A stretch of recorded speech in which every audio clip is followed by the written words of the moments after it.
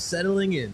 Welcome on in, everybody, to today's edition of PHLY Union Podcast. Of course, I'm one of your hosts, JP Zapata, joined as always with the lovely Renee Washington. We got Andrew Frazier behind the glass. And yes, guys, it is finally here. The finale is here of the MLS season of 2024. We have two finalists. And no, your Philadelphia Union are not one of them again this year. No. It is one of our rivals and the Galaxy, and it's definitely interesting. We'll get to that a little bit later. Of course, the big stuff, though, with our club, with our blue and gold, is that we had some roster announcements. That's right. Literally 45 minutes after we finished last week's episode on a holiday week. You dropped the news that we were waiting for. And so we're going to break it down here today. We also had some other rumors. We have a sale go final from what appears like someone is leaving Philadelphia, which we'll get to as well. And I do want to also let people know time is still ticking for our Cyber Monday sale here at PHLY. So you guys can take advantage until 8 p.m. tonight if you want to become a diehard and get access to all the great Philly sports coverage that we have in terms of articles and updates and breaking news and stories that we have. We've got some great things in store, literally, with our merch and much more. So you have until 8 p.m. tonight to take advantage of that deal. So just want to plant that little nugget out there for those. And we do have some writing, some great writing that we already do here at PHY really across the board, stuff. and some more that's being added to the menu of sports coverage, including our union coverage is going to continue to increase. So, yeah. Exciting times. As we were talking about buying some merch before the show, we were all looking to get some merch ourselves because the PHLY's got the best merch out there. Facts. So, of course, we got to start off. Of course, as you guys can tell, Frazier is rocking his Liverpool. I have to give a shout out to Liverpool. We're opening the show with a Liverpool shout out. Give the shout out. I love it. Yeah, they deserve it. They are playing the best soccer in the world right now. They are, well, at least 100%. someone's playing good soccer that we can watch. So we might not have as much faith in the Union, but I guess we all could support Andrew Frazier and Liverpool. I was telling Frazier last week, I was like, dude, like this first sports life gets rough. I see why you're a Liverpool fan because it's great moments like that. Now, there is a little bit of a scary rumor that's circulating around. Mo Salah maybe not signing. I know this is like a whole contract thing. I think the club and him are kind of playing a game. I think they're going to get it done. But I did see on Instagram, now, if it's real or not, but there is rumor that potentially, if he does not re-sign with Liverpool, he could be looking at an Inter Miami deal coming his way to play with Messi. So we could see a Mo Salah, one of the best strikers currently in the Premier League, playing with Miami. I wouldn't like that. I would like that he's here. I wouldn't like the fact that he's there. Well, especially after what the news we're about to talk about in a little bit. Yeah. A guy that fast. Dude is still lightning quick. Like, it's ridiculous. Even at this age, he's still insane. fast. Yep. Oh, yeah, I would definitely hate that. Oh, my God. Yeah, no. Let's not have that happen. No, he would stay Liverpool. He would tear a lot of things up. Liverpool, get that done. All right. Well, let's get to it, guys, because obviously we do have a lot to talk about with the blue and gold. And, of course, we got to start off by talking about the roster announcements, the roster decisions for 2025. That's right. All the MLS fan bases, once their season ends, we wait for this day. We wait for that tweet, that article on the website, the roster decisions. And here we go. So we'll go over it real quick and then we'll break it all down. So, of course, players under contract in 2025. Marcus Anderson, Ty Baribo, Andre Blake, Jesus Bueno, Chris Donovan, Daniel Gazdak, Jakub Glezis, Nathan Harriel, Danley Jean-Jacques, Aloweithu Makanya, Olivier Mbizo, Jack McGlynn, CJ Alney, Nick Periano, Nelson Pierre, Jeremy Raffagnello, Andrew Rick, Oliver Zemla, Kevin Sullivan, Quinn Sullivan, David Vasquez, and Kai Wagner. Options exercise. Isaiah LaFleur, Michael Orr, which we talked about before, that automatically got exercised. Options decline. Hamir Berdicio.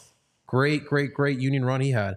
Brandon Craig, Jack Elliott, Matt Real, and Joaquin Torres. Of course, players out of contract are Sam Adeniran, Alejandro Bedoya, Leon Flock, and in ongoing negotiations, Alejandro Bedoya, Brandon Craig, and Jack Elliott. So that's all the news. That's all the decisions that were made. Again, this happened last Tuesday, shortly after we were done there. That it did. There was some things that did come out, but I want to start off first with what we do know. So one thing I want to start off with, the players out of contract. The big one, though, we all reacted to it after the news came out. Leon Flock. Mm-hmm. Leon is gone. Kind of bittersweet here. It's unfortunate because Leon, obviously, listen, his game was not perfect, and we all knew that. But he did some things very well out on that pitch. And unfortunately, Renee, injuries derailed his development here within the MLS. He was really great at the defense was his cup of tea, right? Yeah. Especially when it came down to that low block. He was super tenacious as a defender. He was great in transition, especially when you're trying to play quick. But in that final third, that's really where he struggled. He just, I don't know if it was confidence or skill level. There was, I think, 2 goals where he finally did score within the box. Yeah. And that's something that we kind of needed more from him. But I feel for him because, again, injuries derailed him. He probably could have been staying here to this day if he didn't have these injuries. To this day. And he was getting better. He truly was getting better. And then it does appear he is looking for a return back to Europe. You guys remember we got him from St. Pauli in Bundesliga 2 back in 21. But this one hurts a little bit, Renee. I honestly was very surprised by a few names, and Leon Flock was one of them. I know Brian Oriana in the chat, you're mentioning Orlana, you're mentioning how you'll never forget the goal against Cincinnati. Yeah, he had some great Leon Flock memories, and I agree with you. It feels like his injuries derailed him. Obviously, he missed a significant amount of time, and he was such a flexible, or has always been, such a flexible, versatile player for the Union that wherever you put him, you knew he was going to excel. Aggressive, offensive-minded, competes, very much that true, like, blue-collar, hardworking player that the Union really like to build their team around, and someone that just does all the little things. Scrappy, competing for 50-50 balls, switching the point of attack, helping in transition on both sides of the ball. So it was sad to see because there was a time that I feel like Leon Flock was one of the players I was heavily counting on for the Union as a leader, as one of their top talents, pre-injury. Mm-hmm. And then I was expecting and remembered saying, wow, I'm so excited for what his future is going to bring. He's a guy that's showing so well. He was taking major strides in such a quick time. And unfortunately, we never got to see what that looked like. And then once we saw El Brujo, Jose Martinez, depart this past season, it felt like the Union were also shifting in terms of their midfield makeup. You brought in Adeniran Jean-Jacques. You had El Brujo depart, and it kind of left you wonder, what does all this mean for Leon Flock? Where does he fit into this equation? So it is a little bit, it's very bittersweet, I should say. And it definitely caught me a little off guard because I kind of thought they might go one more season with him and then see from there. But it leads to the main question that I find myself often asking with Leon Flock at the midfield. What are the plans moving forward to help add to the midfield depth? Because as you shared of the list of guys that they're still figuring things out with, Leon Flock being out, but then on the other side, you have the ongoing negotiations with an Alejandro Bedoya. Mm-hmm. Okay, so there's another midfielder.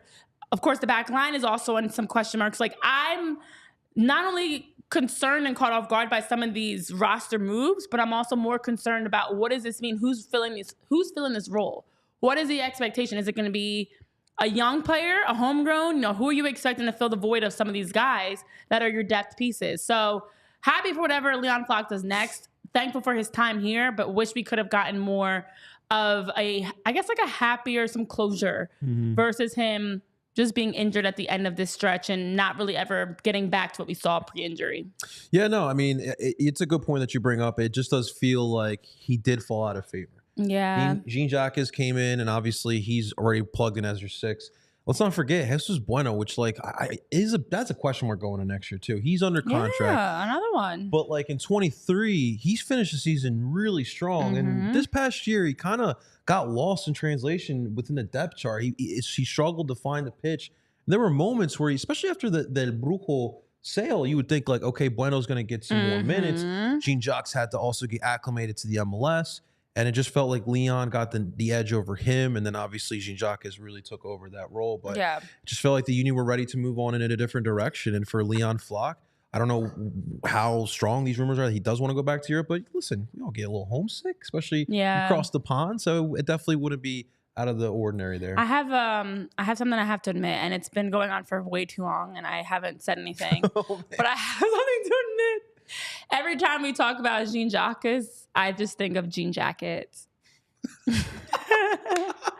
Like as you were saying it, it's so sad because one half of my brain is fully thinking about soccer, and the other half of my brain is fully thinking about picturing a jean jacket. Well, Renee, Jacques is like, I can't. Since Renee covers the Phillies, and we all know that the Phillies have their, their I don't know what you would call them. Like, what would you like the marshmallows, the jeans. Oh, okay. Like the fan groups out of the player.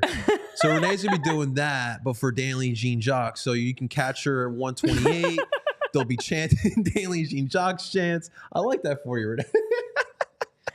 Daily Jean jackets. I think that sounds like a great fan group. I like that. I like it. And they could rock jean jackets. Yeah. For sure. But no, I mean, it did seem like he should have been the sure shoo-in once El Brujo was out of the midfield lineup, because it felt like that's who was quote unquote taking his playing time. Right. But the reality is he's dropped on the depth chart. He's dropped in terms of expectations, minutes, all of that. And I do understand with him being so injured, it's also tough to count on him. Mm-hmm. So you're not going to count on him and plan for him. You want to first focus on him getting healthy, allow him to get back, and then that way you're not overwhelming him with trying to do too much. How about for Leon, just focus on being healthy and then go from there in terms of playing time and minutes and your role. So that was sad to see, but it actually wasn't my biggest surprise of all the options that I saw for these roster moves for the Union. There were a couple bigger, a couple that were bigger that I was like, huh? Well, let's get to a position, because there's a couple different moves here that can all align with that. But let's talk about the big one here. So obviously we did talk about Kai Wagner is under contract for 2025. However, we did get a rumor over the past couple of days from this is a legitimate source, Renee. Florian Pettingberg, he is a reporter / moderator for Sky Sports. Mm-hmm. It's a pretty big outlet around the world for the sport. He put out a tweet that Burnley and Coventry are pushing for Kai Wagner. He mentioned that Kai is under contract for 2026, but this is the one that got people a little up in arms. There is a release clause for Kai. This winter, it can amount to 2 million euros, which, listen, I'm not a conversion calculator, but roughly, I believe it's $1.8 million. Atalanta, Bergamo, and Parma have also expressed concrete interest and have already made inquiries. Additionally, he has a market in the Bundesliga in Spain, 1 goal and 12 assists. So, I mean, like I mentioned, this guy I do believe is pretty legit. And so we talked about it before. Kai Wagner at the end of last year, he had some choice words for the dressing room. Mm-hmm. It did seem like he was a little frustrated as well with the way the season ended, like everyone else was. And I'm curious if that may have anything to do with any of this. Now, obviously, the 2 million euros, $1.8 million, however you want to look at it, does seem pretty low. Because if you guys remember some of the rumors over the past couple years before he signed his extension now, I mean, there was rumors that, the Union were asking north of $5 million. Mm-hmm. And so, obviously European teams are not going to find the value in that for an MLS fullback. So this is very interesting, Renee, that we could possibly be losing Kai Wagner as well before the year. Who will be the next domino to fall? It's very concerning, especially because when we heard the previous rumors around Kai Wagner, the team was still in a good place. Yeah. So it actually didn't make sense for him to move on. They were right there on the doorstep. I mean, especially coming out of 2022's MLS Cup run. 2023 was that season to get back. You had high expectations. Okay, 2024, you were thinking that maybe they were going to figure something out, be better. So it was 2 seasons since that 2022 MLS Cup run that you had high expectations for the Union. So it didn't feel like it made sense for Kai Wagner to leave a team that, in our opinion, we thought was on the doorstep. I won't say of a championship, but of getting closer, winning some hardware and maybe some international tournaments, just going a step further. And they weren't able to do that. So now, with where the team is at currently, off of the heels of firing head coach Jim Curtin, off of all the moves that have already been made, everybody, it feels like, is quote-unquote leaving the Union. So if I'm Kai Wagner, why would I stand around and wait to be the last one? That's like the guys playing the violin on the Titanic. Why am I going to still stand there playing the final songs as the Titanic is sinking? If you have options, take them. So when you hear Plettenberg mention teams in Spain and Germany, teams like Atalanta and Parma or Burnley, Coventry City, these different names, these different teams that are coming out that are interested in Kai Wagner, there's merit to it. And I think he's going to be more interested now because this was a place he wanted for his family, he mentioned, and also for his future. But what is the future for the Union? Yeah. How do you plan for your family? How do you plan for the team? Knowing there really it doesn't feel like a sense of true loyalty internally for players or for staff. It feels like a very shaky foundation that they're on of what are they going to be in a whole rebuild mode and focus on just getting younger and, moving on from some of the older players? There's a lot of question marks and instability on top of the losing and shortcomings of not making the playoffs for the first time in years. So yeah. I think Kai Wagner's gone. I fully believe he's not coming back. I tend to lean towards how you feel about Kai Wagner. I do think that he's probably closer on his way out. I do find it fascinating, like player values and how they can just change so rapidly. That's why, like, when a player is in a big tournament like the World Cup or Copa America, Gold Cup, they want to ball out because it could change your life with the signing because teams are all looking at it. And when Kai signed this deal, at the time, it was the best thing for him, for his family, it made sense. For his career. But now you fast forward to this year, the Union, listen, the writing's on the wall. The Union are not going to be the same elite team that we saw over the past couple of years. They may still be a playoff team, but an elite team, it's kind of hard to kind of envision that. And so for Kai, he still had a solid year this past year. And listen, he's got European ties. They're going to be there for him. That interest from European clubs are going to be there for him. I've always said, like, this is a player who can play in any of the big four leagues in Europe. He's had that quality over these past couple of years. And so it is interesting. I wonder how much agent-driven this is.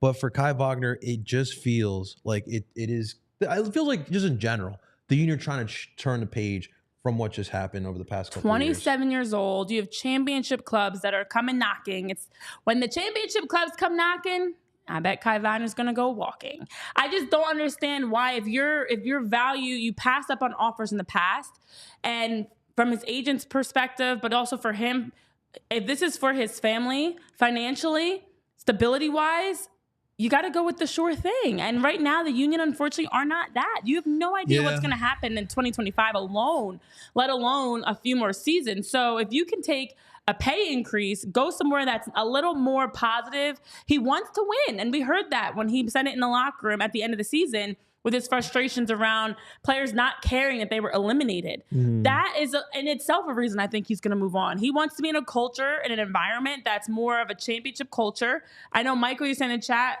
Wagner leaving would probably cripple the non-existent defense.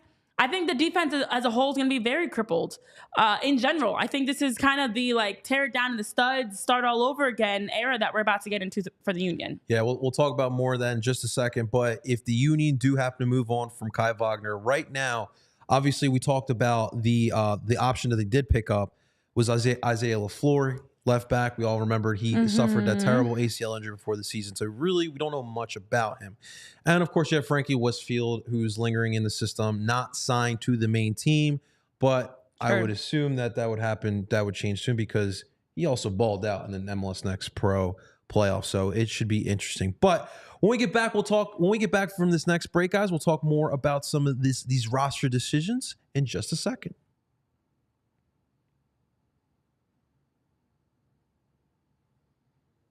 All right, guys, let's start off by talking about our friends over at Rite Aid. We're talking about it before the show here.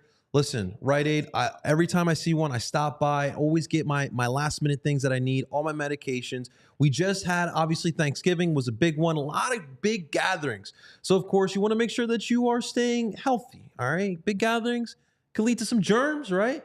You don't want to catch a cold. You don't want to catch the flu. Obviously, we are in December. As I always say, December is important. You want to finish out the year strong. So you want to make sure you're nice and healthy. And right now at Rite Aid, you can get everything from your vaccines to prevent the sickness. If you are sick, you can get all your medications in there, your coughs, your over-the-counter medications, and all that good stuff as well. But listen, if you're a snacker like myself, we always get the sweets in here. All the gummies, all the candies here they're the best. I love them. Shouts out to Vince, our GM, for always bringing them over. But right now, you can transfer your prescriptions to Rite Aid today. Just go to riteaid.com/transfer. Rite Aid caring pharmacists are ready to answer your questions and help you stay healthy.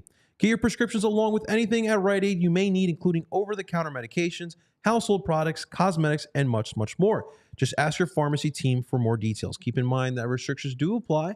And a big shout out to our friends over at Rite Aid.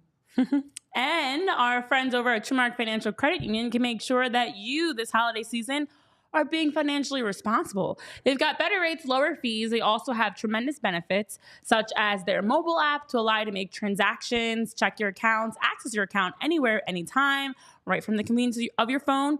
They have their Savvy Money, which allows you to keep up to date with your credit score, so you can manage and check your credit score and make sure that there's nothing fraudulent or no errors there. Plus, they also have others such as their rewards points, that when you make purchases, you're actually getting rewards points back that you can redeem for more purchases or savings and other merchandise and different things. But not only are you able to be financially responsible at TrueMark Financial Credit Union, they also have the free Green Light app for any members of TrueMark that can get your kids and teens hands-on experience learning how to earn, how to save, how to manage money, how to spend wisely. And with the Green Light app, for kids and teens, they're able to set up their savings goals. They can track their spending. They can even get an allowance. And the best thing about it is you can now manage it almost like being their coach and giving them a hands-on opportunity for the ultimate playbook around teaching financial responsibility that you can also keep up to date with not only the peace of mind, but actually watching and seeing from the app how they're making those smart decisions. So it allows you to give them the opportunity and gift them the opportunity of financial responsibility. So with the Greenlight account, again, it is free for all TrueMark members to get your kids and teens started. And with the holiday season here, a great gift for your kids and teens, for your little ones to have a chance to get introduced to financial responsibility, learning some real world money skills. So if you want to get signed up today, you can visit TrueMark.com/greenlight for more information over with our friends at TrueMark Financial Credit Union. I love it. What's up? We got Cuz729 in the chat. What are we doing about betting for MLS when I'm going to watch YouTube? Oh, gosh. Listen. We feel you. We feel you. And as we look more into this roster, it is obviously something that we're going to have to tackle here. But Renee, I want to talk about the other big one from the roster decisions. Yeah. So in options decline, Jack Elliott. Now, this is something we talked about before the season even ended, whether the Union would bring back Jack Elliott. And I did say that there was a possibility Jack would not be back next year. Now, what's interesting is they are in ongoing negotiations here with Jack Elliott. It is going to be interesting to see how the Union value Jack. And if you're Jack, obviously, you know, you're still in a solid age, but you're also not getting any younger. Do you try to get a payday? I mean, he's had a really good career here in Philadelphia. We talk about the 2022 year. He was a runner-up along with Kai Wagner. Obviously, Gluz has won the award for MLS Defender of the Year. He is still well respected throughout the league. Obviously, it was not a great season for him last year, but to be honest, it wasn't a great season for the entire back line last season. So, honestly, Renee, if I'm Jack Elliott, I try to find as much money as I can in this next contract, whether that be in Philly or around the league. I'm trying to get as much money as I possibly can because he genuinely deserves that. So it's going to be interesting to see kind of how this does play out. But if I have to lean one way or another, I don't think he comes back. Like, why would you? Yeah. I mean, you've got a 29-year-old Jack Elliott that since he was drafted back in 2017 has played a lot of minutes in the MLS, has been a big fixture for the Union, has been a mainstay for the back line, has been a leader, has been consistent. To me, what it comes down to is the Union already moved on from Damian Lowe at center back. If you're now looking between Jack Elliott and Jakob Glesnes, who would you rather have? Actually, I'd rather have Jack Elliott. I mean, the season this year literally started and ended with an own goal by Jakob Glesnes. So that in itself, to me, felt, and I hate to even say this, if both of them cannot be back. Someone has to go. It just feels like they're both in a position of, other teams have the playbook on them. Other teams have them figured out. It's not that strong back line like we're used to. And we saw that even with the amount of goals they gave up and the especially at home, all the struggles that they had defensively. It's a team thing, don't get me wrong, but your back four has to be difficult to penetrate, difficult to break down off the dribble, difficult to beat off the pass, difficult in transition. We saw so many times that they just got outrun.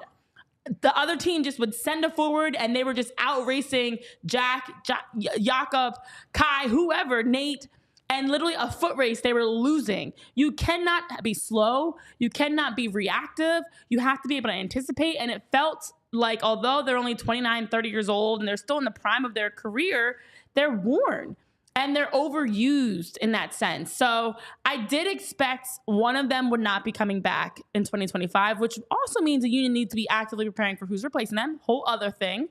But I am surprised it's Elliott. And I'm surprised to hear he declined his option, which means, I know we talked about it before, he doesn't feel valued.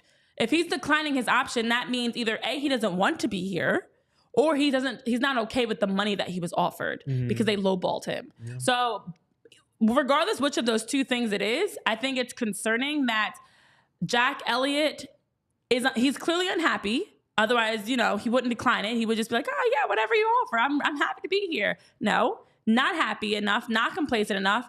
And so will they bring him back? I don't know. I do not know. But it was a surprise to me. I didn't actually expect them to do it.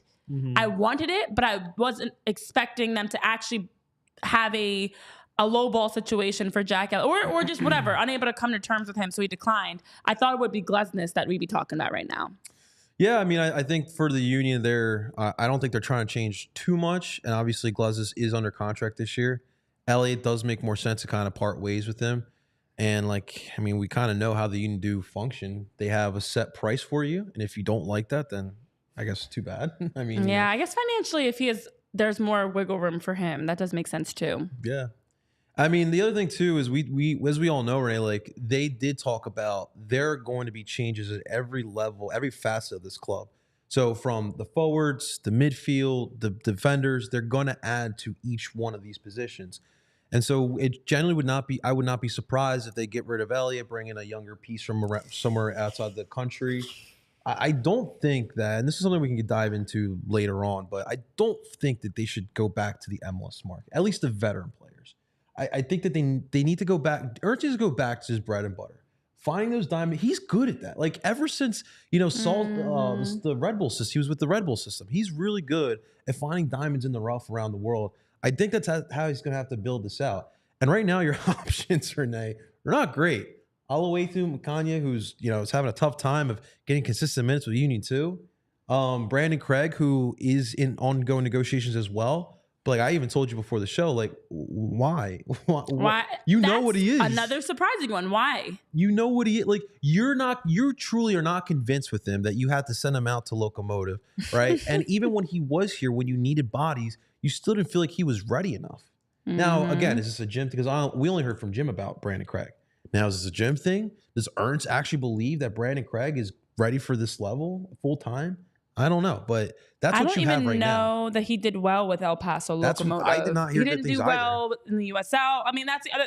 It's not. So to me, that means it's not just a Jim Curtin decision because he hasn't played good minutes in Austin. He hasn't played good minutes anywhere that he's gone. So that's right. Austin why would you be in negotiations with him? Move on. They're a lot quicker to move on from other guys. You look at some of the other names that we've talked about. Why is it taking them so long to move on from Brandon Craig? Stop wasting his time. It's been years of this, and he hasn't been able to be a player that can even get minutes in any of the spots they've loaned him off to. Matt Rial's one they moved on from. Move on from Brandon Craig. And then also, my concern is you've got Ali Bedoya out of a contract. I know, Michael, you're saying, you agreed you felt like either Glesnes or Elliott has to be moved. Okay, so you move one of them. If Jack Elliott doesn't return, if Ali Bedoya is out of a contract because we already know he was considering retirement, so I'm sure the discussion is, do you want to retire or not? Kai Wagner doesn't come back. Sam Adeniran's gone. We didn't get into him yet. You already have moved on from other names throughout the season. Jose Martinez, Damian Lowe, other names. Julian Carranza. How many people can they move on from? I know they need to rebuild, but I don't think they need to, a Kai Wagner, you don't need to replace. You're not wanting to replace him. Yeah. You're wanting to replace somebody else, So it's you are aggressively making these roster moves, but in reality, it almost feels like I guess it has to get better before it gets worse. I mean, it gets worse before it gets better is what we're clearly seeing. Like, they've got to move on from some pieces, maybe some of expensive guys, older guys, move on from them to be able to plan. It's going to take some time. It's a rebuild. It feels like we're in. The minute that gym news came out, Renee, I had a feeling this was going to happen. Because, like, the thing is that what happened last year, as we all know, is unacceptable. Yeah. But for them to part ways with Jim, who's still well-respected within this league, the most successful manager you probably are going to, the most successful manager to this date, like, to me, it was the indication was on the wall. I mean, like, they were going to go through this whole rebuild. Mm-hmm. Now, what's interesting too, I forgot to mention, because this is something that was brought up as well, Kai Wagner's release clause. Why is it so low? Yes. And obviously, like, we don't know for sure, but you can always speculate. My thinking is that the Union have done in the past. They will look out for the player. We can believe what we want, but they in the past have looked out for some of these players. So when they agreed on this next contract for Kai Wagner, they probably put that release clause for it to be friendly for the player, not only for the club, but for the player as well. It's a little bit easier to sell Kai Wagner when he's at 2 million euros compared to 5 or 6 million euros. And at the age that he is as well. But it feels like we are going to be heading into a little bit of a rebuild. This is going to be a completely different team. Really quickly on that before we move on, because I know we have to pause. I just want to add in, Cuz729 did comment saying that they're waiting for Blake to ask out. That is the other reality. Like, that's why Kai Wagner's news didn't surprise me, because if you have been on the Union for those longer tenured players, 3, 4, 5, 6 years, and you're starting to see Ali Bedoya's in negotiations, Jack Elliott's declining options, Kai Wagner's rumored to be leaving. It's only a matter of time before an Andre Blake, Daniel Gazdag, Ty Baribo even. Like, we're going to start to hear some other names, and I wouldn't be surprised if Andre Blake's name is one of them. I know Oliver Zemla is one of the guys they brought back, but to me, it would have to come down to he really just loves it here. His family, like, this is home, whatever, doesn't want to move. Feels comfortable just kind of riding this out into the sunset with the Union. But if he truly wants to be on a team that's winning and that's planning for now, the direction the Union's going in what looks like a rebuild offseason, if you're Andre Blake, you don't want to be a part of a rebuild. Yeah, no, listen, Blake, you got to find a way to make him happy as best as you can. Jeez. He did sign that contract extension, so he is here. There is that portion of it. And like we talked about with the back line, didn't have a great year, and a lot of had to do with the fact that Andre was not there for most of the season. Yeah, that's true. So if the Union still, and I'm sure they still think that they could be a playoff team next year. If you want to be that playoff team, keep that guy. You keep that guy. And honestly, Renee, like, I do have trust in Ernst to build the roster. I know right now it doesn't seem so bright. I respect that for you. Yeah. He has done it before. But keeping Blake, bringing back Bedoya, you already have Gazak and Ua. I would feel comfortable going next year, and whatever else Ernst adds. And is it Frankie Westfield? Because as Michael is saying, he has played outside back for Union 2 as a left back, and you are mentioning Frankie. He's not a center back, but it does. To me, it feels like they're going to let some of these guys walk, knowing they have some Union 2 players in the wings. We did hear that already, but when you look at the Nelson Pierre's and Frankie Westfield's and CJ Olney's and Kevin Sullivan's, I think that's who's going to be the replacement piece. This is going to be the Union 2. Oh, all right. Oh, on that note. No, on that note. Well, when we come back, we'll finish up with the roster decisions, and we'll look at the MLS Cup playoffs coming up.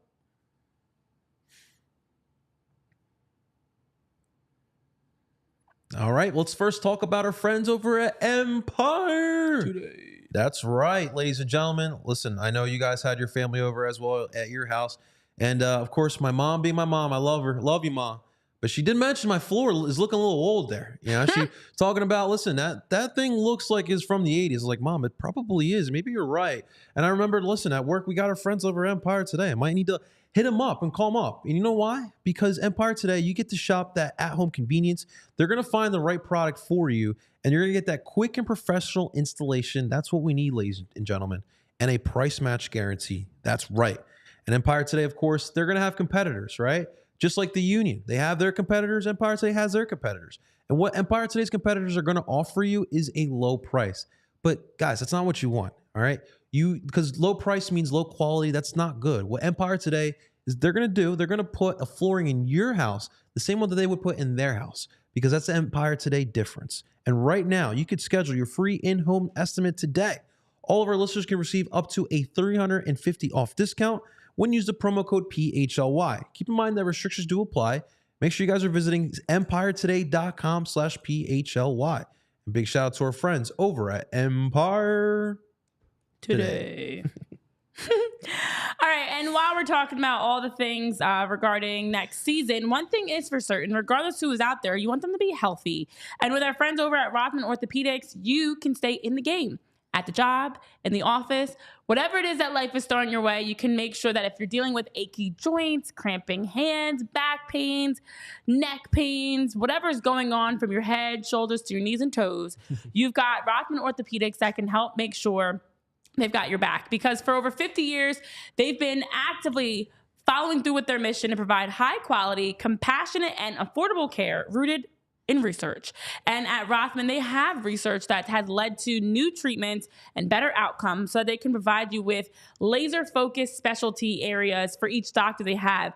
Because with Rothman, since 1970, their physicians have remained committed to the research, but also innovation and minimally invasive procedures to get you back to what you need to be enjoying and all the fun things in life.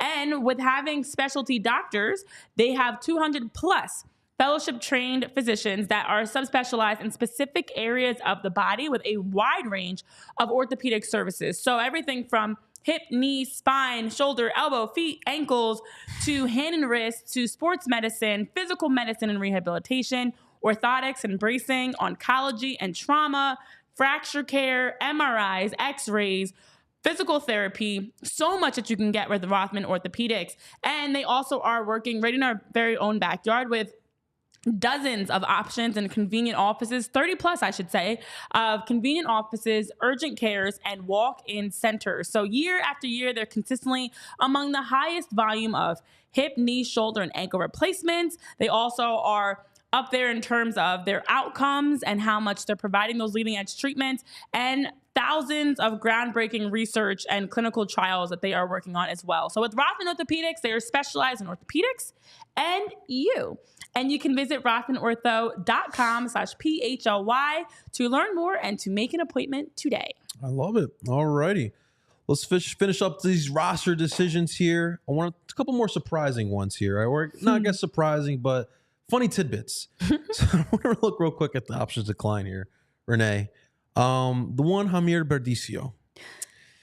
Option got declined. And the only thing I have to ask, Renee, is why was there even a contract to begin with? The kid was brought in. We had no idea what position he was. I think they trotted him out as a fullback for most of it. And it was like a loan deal, essentially. It was a 1-year trial. Like I didn't understand. And the thing is like they hyped it up. Like there was an actual like posting, like a first team signing. I think we saw him against Flamenco, and obviously he got schooled because it was Flamenco with their top squad out in Tampa. This one is just one of those ones where I'm just going to scratch my head at the signing. So Jose Jamir Berdicio officially joined the team. January 18th is when they made their official announcement. Wow. It is December 3rd of the same year, and he is gone. He was just on loan. Okay, so that is also to keep in mind. He was on loan from Club Deportivo Oriente Petrolero and was on loan through 2024 with a permanent transfer option that they clearly did not want to take part in. It's just interesting to me because back to our point about a Brandon Craig, you are very reluctant to move on from Brandon Craig, but Jamir Berdicio, you've seen enough that you don't even want to take a chance on. I don't know anything about Berdicio really. I haven't seen much. Don't know what to go off of. It's just very inconsistent in the way that these young talents are treated, evaluated. Like some get options, some it feels like they're gone before you really get to see them. So he's one that kind of scratched in my head because I agree with you. Why did you bring him in the first place? Why bring him in as a loan option if you had no plans of even, I hate to say, giving him a chance? And Ernst Tanner and Jay Sugarman preach they want to give these young guys chances. They want to see what they can do. And yet Berticio's out with the first train gone. Like, it just makes no sense to me why he was here in the first place, and also why we have so much that's changed when you look at Berticio compared to others, where some are gone quickly and some are here too long. So I don't know. Yeah, no, it is interesting to kind of look at some of these signings, because like when I think of Berticio, like he's like a Matiš Orvek or like a Matthias Davo. Like there's sometimes like I wish I was there in training just to see what it was. Why are they not on the first team? Why are they getting consistent minutes? And he might not be ready, but I do not know, to be honest. Like, I just have no idea, because he's 22 years old and we just haven't seen like anything to know what really is. I don't know why he was here. He's one, and there's another one that I know you're about to get to that also was gone before he really even was. Well, this one. The thing is that I'm assuming we're talking about Joaquin Torres. Oh, actually, I was talking about Sam. Well, we'll get to that. I want to leave that one. There's a few guys that are gone already. I want to leave that one last because I want to stick to the options decline. Joaquin Torres, Renee. I think the best way to describe him is, since you're obviously part of the Phillies beat, to me, he was kind of like the Don Brown for me for the Union. Because like, Renee, when I was there, I had my photographer's pass for that game. Columbus, Philly, right after MLS Cup final, first match of the season. And the dude comes in like the 60th, 70th minute. He does a double spinorama, finds Julian Carranza for a goal. I'm ready to just smash my camera because I'm just going wild. I couldn't believe what I watched. And like right off the bat, Renee, I thought it was Brandon Aronson mixed with Elsinho. This is the perfect super sub. This is the dynamic that we needed. The next match, he scores a goal against the Fire. And I'm like, let's go, Ernst, let's go. And then he just crapped out. And like, it was again, like, I felt like he was just doing way too much out there. I don't think he fit the system perfectly. I think after those first two matches, people finally had like the book on him, and it just didn't work out. And he obviously got loaned out, I think, to a Peruvian team this past year. I have to double check. But yeah, it was a fun two matches. The legend of Joaquin Torres. Two-match Torres. Two-match Torres. Two-match Torres is all we get. He actually ended up, he made 3 starts in 2023, 13 appearances with the goal and the assists, as you talked about. And it was that first assist, that lone assist, I should say, against Columbus. It was like a spark that fizzled out so fast. And I don't understand why they weren't able to continue that, and why it went so downhill so quickly to the point that it was like, where did he go? Who is he? Why is he here? There's just been some really odd roster moves. And it's not my job to be the expert on this, but there are people that get paid to recruit, scout, track these players that they think are going to be good fits. And when you bring in the Joaquin Torres and Jaime Berticio and these players, and they forget like they're gone within a year, that's not good. That means you're getting it wrong, but you're getting it wrong way too often. It's extremely concerning to me. You're right. And obviously that was the big offseason, because that's where the kind of like the criticism for Ernst started coming, right? Because after the MLS Cup, you're thinking to yourself, okay, you get a couple pieces, we'll get back in there. And this was after we lost Corey Burke and Paxton Aronson. It was part of a really deep bench that we had that season. And then you bring in Joaquin, you bring Andres Pereira, and unfortunately that really wasn't doing much of anything. Both those guys kind of fizzled out. And that's why that's why a lot of people are kind of skeptical about Ernst Tanner, because the past two all seasons have been pretty bad. And then, because 729 is making some good points, you have to wonder, were some of these players a Jim pick? Were some of these guys that Jim was interested in or gave the okay on? I don't know. I don't know who's making these decisions. Well, I do know who's making these decisions. Had to been someone who's familiar with the league. I know who's involved in these decisions, yes. But like, when you see we could do a whole show on the amount of guys that did not pan out for the Union in the last like 2 seasons alone. There's been a lot of players they brought in that we never see play. Or they play like a Joaquin Torres. You see them once or twice, and then you never see them again. It's weird to me, because I don't know how you're getting so many guys wrong. How are you missing the mark on so many different players? There's just a lot of players, and this is where we'll come into Sam. We'll tie in with Sam, but there's a lot of players that, especially like the OG Union fans, will have like memories of. it's, it's like, you remember that player who literally did like 5 minutes of nothing on the pitch and stuff like that. So there's a lot of players, but maybe Sam Adeniran will be one of those players that, 5-10 years down the line, we'll talk about, hey, remember that 24 season we had Sam Adeniran and we thought he would be the super sub coming off the bench? Yeah, no. Well, we'll talk about that now. Because, of course, like we talked about, his option was, he was out of a contract. And then, of course, we have the news that I think this came out yesterday. This came out yesterday.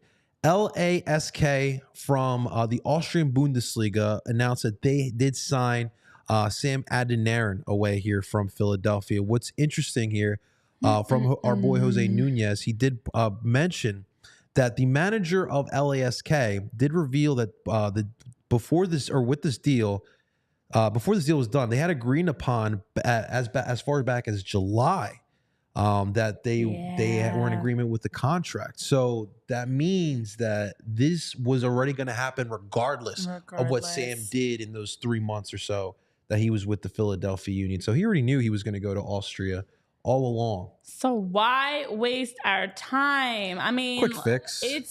It's July 25th was when around July 25th was when the Union acquired Sam Adeniran.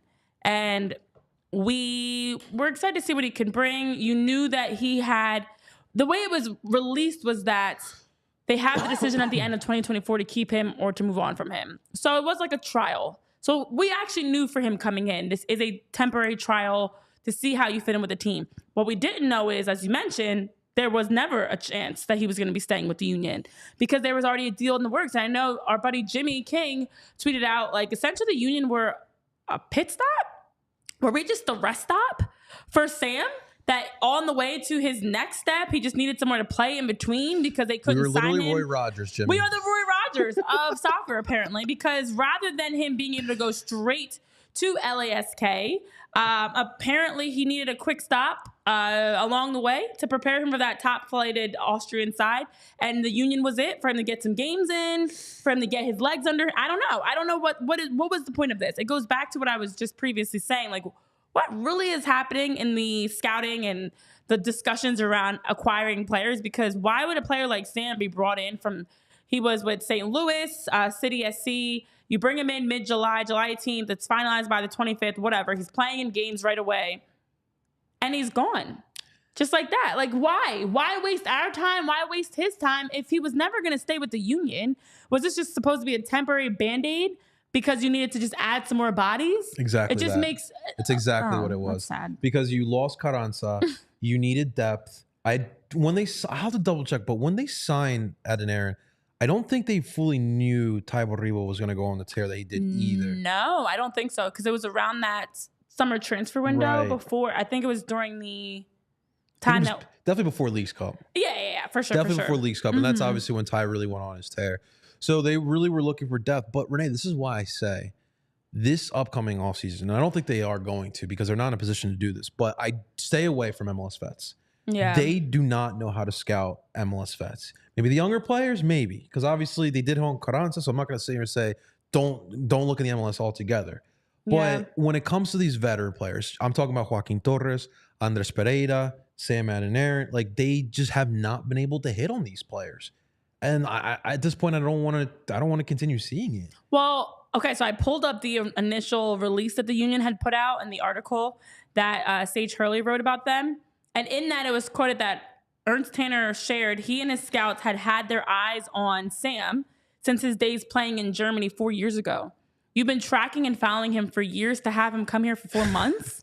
for Again, like, Roy what Rogers is the... What, and to your point, what makes it worse is there's already frustrations around the team in terms of their overall play, results, the direction the team is going.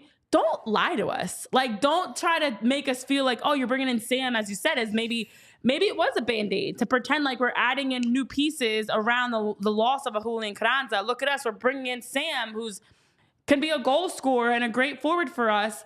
And then he's gone because you really weren't bringing him in. That was fake. Yeah. And now I'm more frustrated because we don't need you to blow. We don't need the smoke and mirrors. We don't need you to pretend. Like, make actual, legitimate, permanent moves for years to come. Not these guys that are flash in the pan that join the team for 1 or 2 games or 3 or 4 months, and they're gone. It's just a waste of everyone's time that we're even getting to know this Sam. We're getting to know, Joaquin Torres, and then they're gone. Just like that. So the Union have to figure out, what is it that you're really going after? Is it just because someone like Sam with this deal, somehow the Union make money off of it? That because he had the pit stop here in the Union, the Roy Rogers of soccer, that now they somehow make money when he goes to LASK? Like, are you just trying to be a feeder for everybody else, where you are just selling players and you're the marketplace? Are we Amazon? Are we just selling here, or are we actually looking to keep? I mean, listen, I'm not going to lose sleep over Sam Adeniran. The thing is like, I think he's a good player. I think off the ball, I think he was really good at that. I liked him. He could not finish. Holy crap, could he not? There's a reason why he had no goals. I mean, I'll have to look at his expected goals. He's around goal a lot. Yeah, but the finishing was just not there. So I'm interested to see how. But what could help you finish and score goals is stability of playing with the same team, and now that's 3 different teams in the span of like 6 months. Not our problem anymore, though. But it's weird to me. Bring in pieces now that you can keep, not fixer-uppers and projects and temporary band-aids. That is correct. That is correct. Well, those are pretty much the roster decisions, ladies and gentlemen. So this is pretty much obviously what we're going to have. We talked about the players under contract next year. So now it's the building time. Obviously, we're buying. You need a lot of pieces going into next year. I mean, I mean, no, someone brought up the fact the Union too. Was it Cuz or was it Wolfinger? But I mean, there is a lot of homegrowns right now under contract for next year. So I'm curious how that is going to look next year as well. Are they going to be used as depth pieces, or are we really trying to start some of these kids? That's what I'm like. I don't feel comfortable about that either. I don't know. That's I'm nervous. I'm very nervous for the Union. I just feel like they are actively believing. I don't mind you've seen the potential of the Union 2 players, because there's a lot of talent on Union 2. But to have the expectation that in 2025 you're going to throw them out there and some of them will be starting or 90-minute players. My concern is, there is such thing as learning and taking your lumps, but there is also such thing as doing too much too soon. And now, especially for 17, 18, 19-year-olds that are still so young mentally, that you are messing them up if you're just completely destroying any confidence that they have by exposing them to the MLS too soon. Yeah. And crazy. And on top of that, Renee, we also need a new coach. So it's going to be an interesting offseason. Listen, typically, like, I get excited for this because it's kind of like a blank canvas, right? But like, because it's still the people who are making the decisions are still here. That's why you're still feeling a little skeptical. People feel more skeptical than I do. I still have a little skepticism, but I think because you have that blank slate, that's what I trust. When you're not going to door for a championship, we saw it wasn't the best what they were trying to do to kind of reinforce that team. But we'll see. You know what has me the most skeptical? We opened the show talking about the rumors that one of the greatest soccer players in the world right now, in Mo Salah of Liverpool, could be joining the MLS to go where? Inter Miami. And the Union's plan? Union 2 players.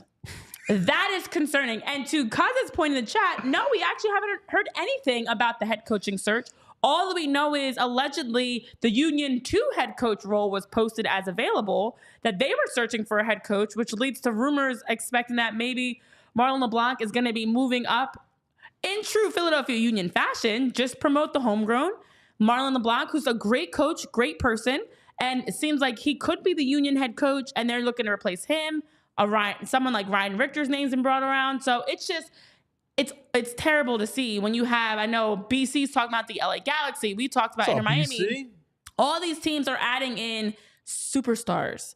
And the Union's plan is to hope that a Frankie Westfield can replace a Kai Wagner possibly. Like, is that really where we're going with this? All I'm going to say is the next Union coach cannot be in-house.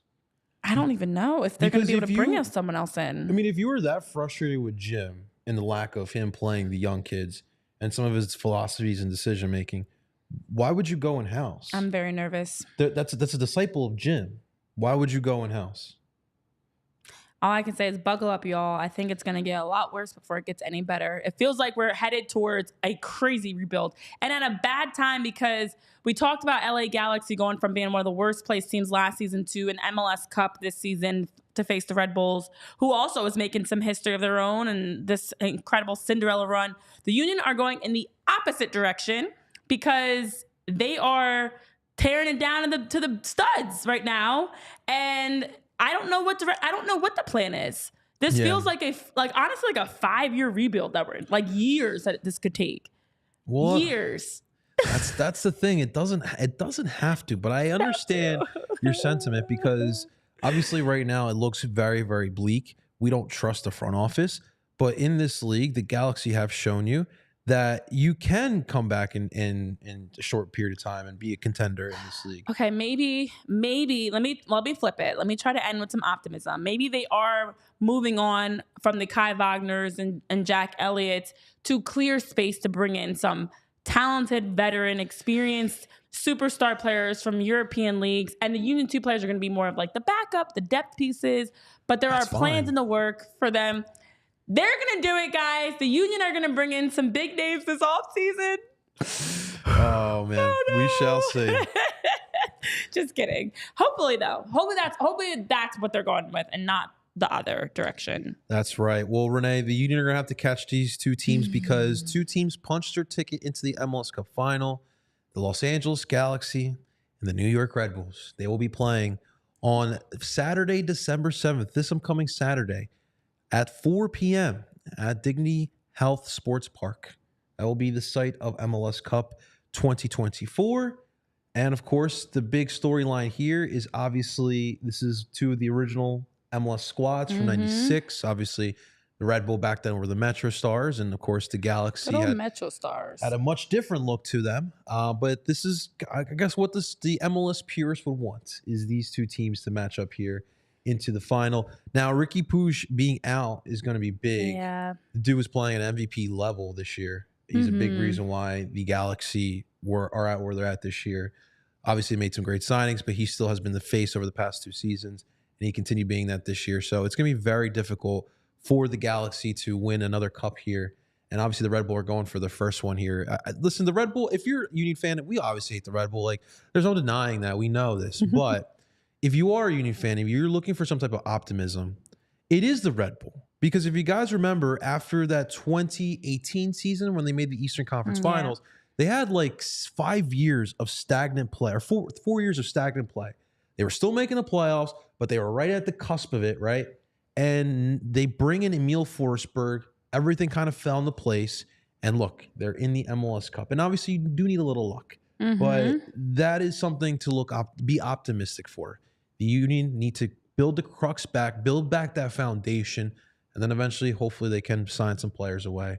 But that's the optimistic part about this MLS Cup final. Yeah, I mean, as you mentioned, there's some great storylines here about it having the two original MLS Cup teams. Also, the first time since 2008 that the Red Bulls reached the MLS Cup final. The MLS Cup in general has some great personal storylines. Corey Burke being one of them for Red Bulls, as we had talked about. I know we were having a conversation before about him being able to get back and be healthy in the MLS Cup this go round. On the other side, my buddy John McCarthy, him and his wife Jackie just had their second child. Oh, sick. So they just had baby number 2 in the past week, and now he's headed to the MLS Cup for a chance. Obviously, he was MVP in 2022 for LAFC, and now with LA Galaxy gets sent to the MLS Cup. So there's a lot of storylines beyond those two, of course, that are fun to watch. That, all right, I guess it's exciting to see. Plus, it's 2 different teams than the usual. It's not an LAFC or even Inter Miami that's their Columbus Crew. It's some different teams. It just stinks it's the Red Bulls because you and Andrew were right with your predictions. I was wrong. I had Seattle, LA Galaxy. I had Orlando, LA Galaxy, as my prediction. But with some late game heroics for LA Galaxy, with the set piece goal for Red Bulls, here we are. Yes. A New York, LA final. And real quick, ladies and gentlemen, if you're watching on TV, thank you so much for tuning on in. If you would like to watch more of PHLY Union podcasts, head on over to allphly.com for much, much more. That's right. So let's do it. Let's get the predictions. Let's get some predictions in here. Frazier, we'll start off with you, my man. Again. Andrew Frazier, MLS Cup 2024, LA Galaxy, New York Red Bull. Who you got? New York Red Bulls. he didn't even hesitate. He said New York Red Bulls. Do you have a final score? It's going to be 3-1. What? Okay. Yeah. Renee? I don't want to be wrong again. I want to go with... I don't know who I want to win, to be honest. Is there like a big ACL tear injury for the Galaxy that they got to deal with like their star player? Yes. So like, come on. But maybe they're going to do it for him. Oh, yeah. Sometimes, especially it's just one game. I'm going to go with BC's LA Galaxy, but I'm going to say like a 2-1 win. I think it's going to be back and forth. I don't think it's going to be as great as 2022's MLS Cup of excitement, but I do think both teams showed some areas are susceptible. To Michael's point, Seattle defended so well against LA Galaxy. You still have to be able to slow them down. They still have so much star power, so much scoring, but Red Bulls are playing with that carefree, nothing to lose. We're not even supposed to be here mentality. So I do think it's going to be a grind. I'm going to go 2-1. Okay. LA Galaxy. Okay. I think honestly it's going to come down to the managers because I still, even without Ricky Puig, which is huge, he's obviously going to test Greg Vanney. He's going to have to get really creative with these tactics here. The Red Bull, obviously, listen, they do play a more defensive style. They feel more comfortable with the ball this year than years past. Yeah. As we all know, because obviously we kind of run the same system here in Philly. But I think it is going to come down to tactics. I think it'll be 1-1. And I think we're going to go in a shootout. Oh. I got a shootout this year. Exciting. I do think that the Galaxy will win in the shootout, though. All right, we'll see. If they can get into the shootout, man, it'll be a different story. But we shall see. Next week, we'll definitely talk about that. And we'll also, we're going to also look at how far the Union are away, realistically. We'll dive deep into that. Realistically, from the Galaxy and the Red Bull. Is this an extended show? Because it might take a little bit longer than an hour. Well, we need a whole month for that one. Yeah, we're going to need a whole extended bonus episode of PHLY Union just to get into all the many ways. But they might be closer than we realize. We can do it. We shall see. We shall see. Well, that's going to do it for this week's edition of PHLY Union Podcast. Big shout out to you guys. Thank you so much for tuning on in. Make sure you guys hit that like button and subscribe. Boop. Not only for this show, but for all the great shows that we have here at PHLY Sports. We have you covered with your Philly sports coverage. For Andrew Frazier behind the glass, the lovely Renee Washington, of course, I am JP Zapata, and we will see you guys next week. New bone. We all see